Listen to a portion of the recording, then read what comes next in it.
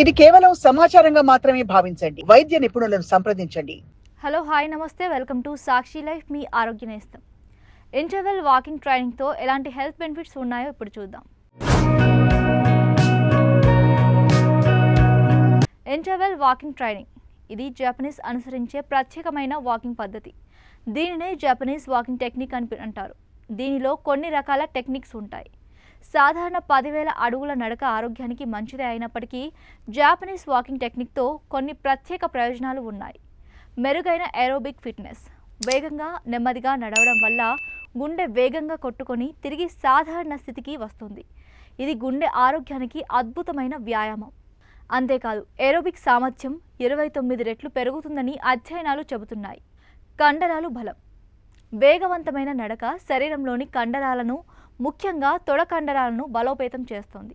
ఇది సాధారణ నడక కంటే 10 రెట్లు ఎక్కువ కండర బలాన్ని పెంచుతుంది. రక్తపోటు నియంత్రణ.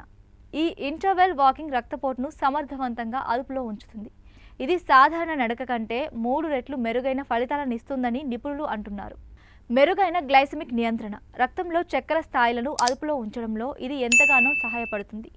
మధుమేహులు మరియు మధుమేహం వచ్చే ప్రమాదం ఉన్నవారికి ఇది చాలా ప్రయోజనకరం. సమయం ఆదా. సురక్షితమైంది. రోజుకు గంటల తరబడి నడవలేని వారికి, వ్యాయామం చేయడానికి సమయం లేని వారికి ఇది అద్భుతమైన ప్రత్యామ్నాయం.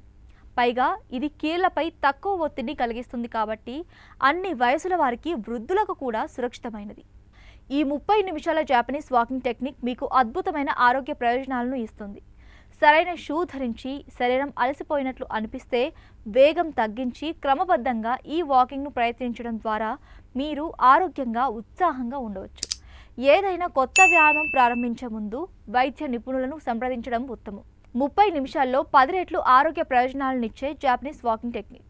రోజుకు 10,000 అడుగులు నడవాలనే లక్ష్యం చాలా మందికి సవాలుగా అనిపిస్తుంది.